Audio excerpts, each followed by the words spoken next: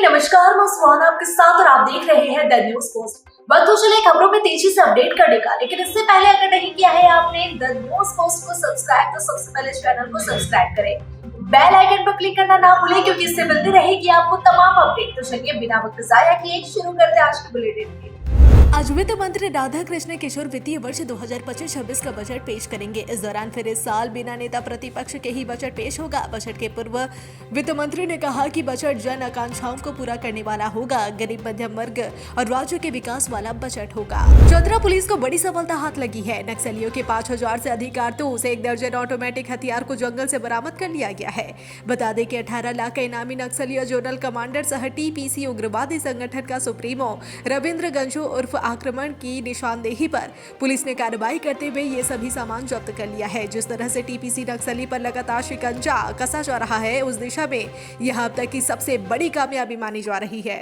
झारखंड में दागी पुलिस कर्मियों पर कार्रवाई की जा सकती है। जिस पुलिस अधिकारी या कर्मचारी का व्यवहार सही नहीं है, आम लोगों से बेहतर तरीके से पेश नहीं आते, घूसखोरी में नंबर 1 है या फिर अपने कर्तव्य को पूरा करने में दूर रहते हैं, तो ऐसे लोगों की लिस्ट तैयार की जा रही है। पुलिस मुख्यालय सभी आईजी को पत्र भेजकर वैसे दागी अधिकारियों का डेटा मांगा है। जी हाँ, डीजीपी ने पत्र भेजकर सभी की जानकारी मांगी है। इसके बाद साफ है कि पुलिस अपने काम में लापरवाही बरतेगी तो उन पर कार्रवाई की जाएगी। जो पुलिसकर्मी शराब का सेवन करते हैं उन्हें चेतने की जरूरत है। डीजीपी के पास लगातार शिकायत पहुंच रही थी, जिसमें कई पुलिसकर्मियों के द्वारा बेवजह परेशान करने की बात कही गई है। शिकायत के बाद ही मुख्यालय ने आदेश निकाला है। एक मामला झारखंड की उपराजधानी दुमका से सामने आया है। 18 फरवरी को जामा थाना की पुलिस ने कुरुमटांड गांव के शमशान घाट के किनारे आग में झुलसे एक युवक को दुमका के फूलोझानो मेडिकल कॉलेज अस्पताल में भर्ती कराया, लेकिन शनिवार को उसका शव पोस्टमार्टम हाउस के पीछे झाड़ियों में मिला। बनवाड़ से युवक पोस्टमार्टम हाउस के पीछे कैसे पहुंचा, यह जांच का विषय है, लेकिन इस घटना ने स्वास्थ्य विभाग की लापरवाही को उजागर कर दिया।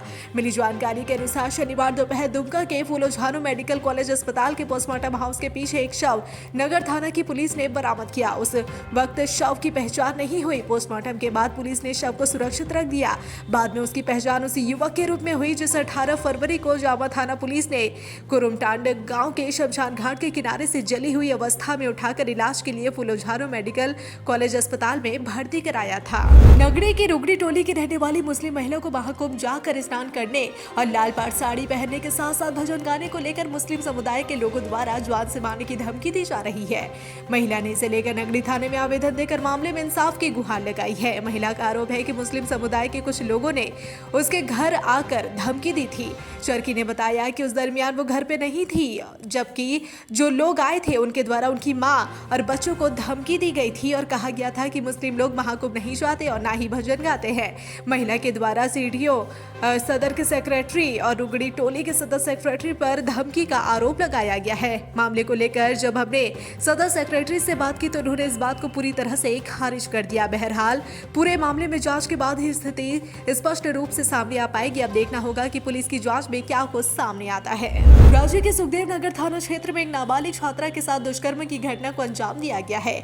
दरिंदगी करने वाला कोई और नहीं बल्कि उसका पड़ोसी था। घटना की जानकारी परिवार के लोगों को मिलने के बाद सुखदेव नगर थाना क्षेत्र में लिखित शिकायत दर्ज की गई है। पुलिस आरोपी की तलाश में जुट गई है। बता दें कि यह मामला शनिवार देर रात का है।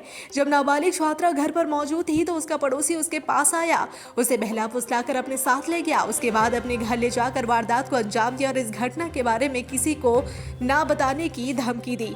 रात को जब बच्ची अपने घर लौटी तो रोते हुए अपनी मां को पूरी घटना को बताया। इसके बाद घर वाले आरोपी युवक को पकड़ने के लिए उसके घर गए, लेकिन वहां से वह भाग निकला। इसके बाद सुखदेव नगर थाना में मामला दर्ज कराया गया है। पुलिस मामले की छानबीन में जुट गई है। गढ़वा जिले के रंगा थाना अंतर्गत बरदारी गांव में हाथियों के झुंड ने एक युवक को कुचलकर मार डाला। परिवार के अन्य सदस्य जान बचाकर भागने में सफल रहे। घटना शनिवार रात करीब 2 बजे की बताई जा रही है। परिजनों ने बताया कि हाथियों का झुंड गांव में पहुंचा और घर को तोड़ने लगा। घर के मलबे में दबने के डर से परिवार के सभी सदस्य भागने लगे। भागते समय युवक पास में खड़े हाथियों की ओर चला गया। इसी दौरान हाथियों ने उसे कुचलकर मार डाला। बाकी सदस्य भाग गए। एक अन्य घटना में बरवाही गांव में रविवार की सुबह शौच के लिए गए एक एक ग्रामीण को कुचलकर घायल कर दिया गया। उसकी हालत गंभीर बताई जा रही है। उसे रंका सामुदायिक अस्पताल ले जाया गया। वहां प्राथमिक उपचार के बाद उसे सदर अस्पताल रेफर कर दिया गया। साहिबगंज जिले के राजमहल प्रखंड क्षेत्र में भीषण आग का तांडव देखने को मिला है, जहां राजमहल प्रखंड क्षेत्र पर स्थित मोकिमपुर पंचायत के शोभापुर गांव में ओनीमा देवी के घर में अचानक आग लग गई। वहीं कड़ी धूप और हवा की वजह से आग की लपटें तेज हो गई और पड़ोसी बुधिया बेवा और प्रियंका देवी के घर में भी भीषण आग लग गई और तीनों के घरों पर रखा लाखों की संपत्ति जलकर राख हो गया। हालांकि घरों में लगी आग पर काबू पाने के लिए ग्रामीणों के द्वारा बेहद प्रयास किया गया, लेकिन देखते ही देखते आग बेकाबू हो गई। इधर भीषण आग लगी की घटना के बाद पीड़ित ग्रामीणों ने जिला प्रशासन व सरकार से अविलंब मदद की गुहार लगाई। रामगढ़ के भुरकुंडा न्यू बैरक निवासी बलराम सिंह के बंद आवास में चोरों ने नकदी और आभूषण समेत लगभग 5 लाख रुपए की चोरी की। रविवार की सुबह बलराम सिंह की पुत्री को इस घटना की जानकारी मिली, जिसके बाद उन्होंने पटना में रह रहे अपने भाई शिवम सिंह को सूचित किया। शिवम सिंह भुरकुंडा के लिए निकल चुके हैं। मकान के सामने का दरवाजा तोड़कर घुसे चोरों ने लगभग सभी कमरों को निशाना बनाया। 2 अलमारियां तोड़कर 40,000 रुपए नगद और करीब 5 लाख रुपए के आभूषण चुरा लिए। इसके अलावा चोर कीमती बर्तन भी ले गए। पुलिस मामले की जांच में जुट गई है। साहिबगंज जिले में इन दिनों सिर्फ दबंग पत्थर माफियाओं के ही नहीं बल्कि कोयला माफियाओं के भी हौसले बुलंद है। इसका खुलासा तब हुआ जब जिले के DFO प्रबल गर्ग ने कोयला तस्करों पर शिकंजा कसा। वन विभाग ने अवैध कोयला तस्करी के खिलाफ सख्त कदम उठाते हुए बड़ी कार्रवाई की है।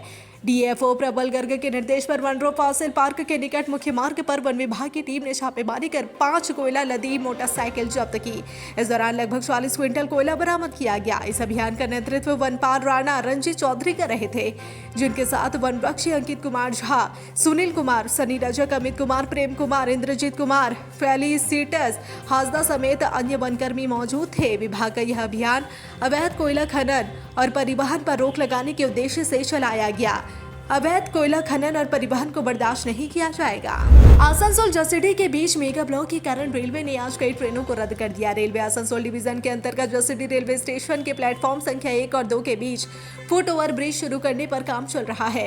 वहीं मथुरापुर शंकरपुर सेक्शन में सीमित ऊंचाई वाले सबवे संख्या 24 का निर्माण कार्य शुरू हो गया है। सिमुलतला घोरपारन सेक्शन में सीमित ऊंचाई वाले सबवे संख्या 36 के निर्माण और सिमुलतला स्टेशन सीमा पर फुट ओवर ब्रिज हटाने के लिए पावर और ट्रैफिक ब्लॉक को देखते हुए आज कई ट्रेनों के परिचालन में कुछ समायोजन किया गया है। इसमें ट्रेनों का रद्द होना, short termination, short start, route परिवर्तन और रीशेड्यूल करना शामिल है। इस वजह से सिर्फ एक जोड़ी स्पेशल ट्रेनें चलाई जा रही हैं। आप लोगों ने अभी तक इंसानों का शवगृह देखा होगा, लेकिन आज हम आपको पेट एनिमल यानी पालतू जानवरों का शवगृह के बारे में बताने जा रहे हैं, जहां झारखंड के जमशेदपुर शहर में जानवरों के शव को दफनाने के लिए पहला घाट बनाया गया है, जिसकी पहल टाटा स्टील की ओर से की गई है, जिसकी सराहना लोग कर रहे हैं। आपको बता दें कि जमशेदपुर शहर में आवारा कुत्ते या अन्य जानवरों का सड़क किनारे मृत पाया जाना एक बड़ी समस्या बन गई थी। कई ऐसे लोग भी हैं जो अपने घरों में कुत्ता या अन्य जानवर पालते हैं, लेकिन जब उनकी मौत के बाद मजबूरी ने उन्हें सड़क किनारे या फिर इधर उधर फेंक देते थे या फिर जमीन में दफना दिया करते थे। लेकिन अब टाटा स्टील के द्वारा घरों में पालने वाले जानवरों और कुत्ते की बॉडी के निष्पादन के लिए अपनी तरह का पहला शमशान घाट जुबली पार्क डॉग स्क्वाड के बगल में बनाया गया है। लातेहार जिले में पलामू बाघ अभयारण्य PTR में एक हाथी का शव मिला है। पलामू टाइगर रिजर्व के बेतला रेंज के अंतर्गत तेलेही पहाड़ी के पास बरामद हुआ है। लातेहार जिले में 1 माह में जंगली हाथी की मौत की यह तीसरी घटना है। आपको बता दें कि 16 फरवरी को PTR के दक्षिण डिवीजन के गारो पश्चिमी रेंज में एक नर हाथी का शव मिला था। इससे पहले 7 फरवरी को वन अधिकारियों को लातेहार जिले के चंदवा थाना क्षेत्र के दुधमतिया जंगल में एक नर हाथी का खून से लथपथ शव मिला था। चतरा जिले के हंटरगंज थाना प्रभारी मनीष कुमार को ईंट भट्टा संचालक से 20,000 रुपए रिश्वत मांगना महंगा पड़ गया। DGP अनुराग गुप्ता के निर्देश पर थाना प्रभारी को तत्काल प्रभाव से सस्पेंड कर चाईबासा जिला ट्रांसफर कर दिया गया। भ्रष्टाचार निरोधक ब्यूरो यानी ACB की जांच के बाद खुलासा हुआ। दरअसल चतरा जिले के मीरपुर गांव के रामपूजन कुमार गुप्ता ने आरोप लगाया कि 2 फरवरी को थानेदार ईंट भट्टे पर पहुंचे और 20,000 रुपए की मांग की। पैसे देने से इनकार करने पर उन्होंने भट्टा बंद कराने और मजदूरों के साथ गाली गलौज करने की धमकी दी। पीड़ित के द्वारा DGP अनुराग गुप्ता को व्हाट्सएप पर शिकायत भेजी, जिसके बाद DGP ने कॉल पर ही संज्ञान लेते हुए मामले की जाँच के आदेश दिए। 5 फरवरी जनवरी को एसीबी हजारीबाग की टीम गांव पहुंची और जबरन वसूली के 10 लोगों के बयान दर्ज किए। जांच में थाना प्रभारी के खिलाफ आरोप सही पाए गए, जिसके बाद डीआईजी के आदेश पर मनीष कुमार को तत्काल प्रभाव से निलंबित कर दिया गया और चाईबासा भेज दिया गया। अपहरण का आरोपी और काकीराशी का रहने वाला अपराधी बाबू सिंह उर्फ शहनवाज उर्फ सादाब खान को ओडिशा पुलिस ने वांटेड घोषित कर दिया। ओडिशा पुलिस ने उस पर 2 लाख रुपए का इनाम रखा है। हाई प्रोफाइल अपहरण मामले में पुलिस को उसकी तलाश थी। झारखंड के अलग अलग इलाकों और अपहरण का आरोपी और काकीराशी का रहने वाला अपराधी बाबू सिंह उर्फ शहनवाज उर्फ सादाब खान को ओडिशा पुलिस ने वांटेड घोषित किया है। ओडिशा पुलिस ने उस पर 2 लाख रुपए का इनाम रखा है। मुख्यमंत्री मैया समान योजना को लेकर फिर से संग्राम शुरू हो गया है। पहले विधायक फिर मंत्री ने जवाब दिया कि 6ठी और 7वीं किस्त कब जाएगी, लेकिन इसके बाद भी जब सवाल हुआ तो खुद मुख्यमंत्री हेमंत सोरेन ने जवाब दिया। जवाब भी ऐसा कि सदन में विपक्ष की बोलती बंद हो गई। दरअसल दिसंबर के बाद बेटी बहन को योजना की 6ठी और 7वीं किस्त नहीं मिली, जिससे एक और लाभुक परेशान है तो दूसरी ओर से विपक्ष मुद्दा बनाकर सरकार को घेरने की कोशिश कर रहा है। बता दें कि मुख्यमंत्री मैया समान योजना के तहत 56 लाख लाभुकों को सरकार हर माह 2500 रुपए खाते में भेज रही है। बीच में योजना में त्रुटि की वजह से 6ठी और 7वीं किस्त को रोका गया, जिससे जांच शुरू की गई तो कई फर्जी लाभुक सामने आए जो योजना का लाभ ले रहे हैं। सत्यापन कार्य की वजह से रुकी मैया समान योजना की राशि को भाजपा ने मुद्दा बना लिया। विधानसभा में सरकार से सवाल पूछ रहे हैं, आखिर कब मैया को पैसा मिलेगा। इस पर पहले मंत्री ने बयान दिया कि होली से पहले सभी के खाते में पैसे पहुंच जाएंगे, लेकिन इस पर भी विपक्ष हंगामा करता रहा और पूछता रहा कि आखिर कैसे और क्यों योजना बंद हो गई। चुनाव में फायदे के लिए इस योजना का इस्तेमाल किया गया। इसके बाद खुद मुख्यमंत्री हेमंत सोरेन खड़े हो गए और विपक्ष के सवालों का ऐसा जवाब दिया कि विपक्ष सदन छोड़कर ही निकल गए। मुख्यमंत्री हेमंत सोरेन ने पूछा कि हमारी सरकार को बने 5 महीने हो रहे हैं, अपने वादे के मुताबिक उसको पूरा कर रहे हैं, लेकिन जहां भाजपा की सरकार बने 1 साल हो गए, वहां बेटी बहन समान योजना का क्या हो गया। मुख्यमंत्री ने साफ बोला है कि योजना की किस्त हर हाल में जाएगी, इसे कोई रोकने वाला नहीं है। त्रुटि दूर होगी और फिर पैसा जाना शुरू हो जाएगा। इन दिनों देवघर के कई चौक चौराहों पर बड़े पैमाने पर वाहन चेकिंग अभियान चलाया जा रहा है। इसी सिलसिले में आज कुंडा मोड़ के पास वाहन चेकिंग अभियान चलाया जा रहा है। इस बीच एक पुरुष मोटरसाइकिल पर एक महिला के साथ आ रहा था, तभी ट्रैफिक पुलिस ने उसे रोकने की कोशिश की। बताया जा रहा है कि बाइक सवार घबरा गया तो पुलिस ने उसकी बाइक से चाबी निकाल ली। इसी क्रम में मोटरसाइकिल पर सवार दोनों लोग सड़क पर गिर पड़े। सिर में गंभीर चोट लगने के कारण महिला की पास के एक निजी अस्पताल ले जाने के दौरान मौत हो गई।